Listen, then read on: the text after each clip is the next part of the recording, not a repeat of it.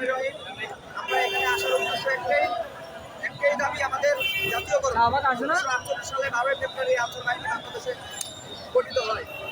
1948 সালে বাংলাদেশের বাহিনী গঠিত হয়। এই বাহিনী এখন যুক্ত আজকে 2024 সাল পর্যন্ত দেশের বিভিন্ন জনগণের পাশে থাকে এবং সর্বস্তরের প্রধানমন্ত্রী বা ইউনো গার্ড বিভিন্ন পর্যায়ে আমরা আনসার বাহিনী বাংলাদেশের জনগণের পাশে আমরা পুলিশ বাহিনী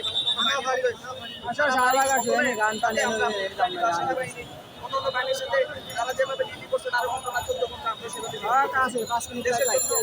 আপনারা দেখেছেন দেশের ক্রান্তিকারী সময় বৈষম্য আন্দোলন সময় দেশে কোনো বাহিনী ছিলেন না।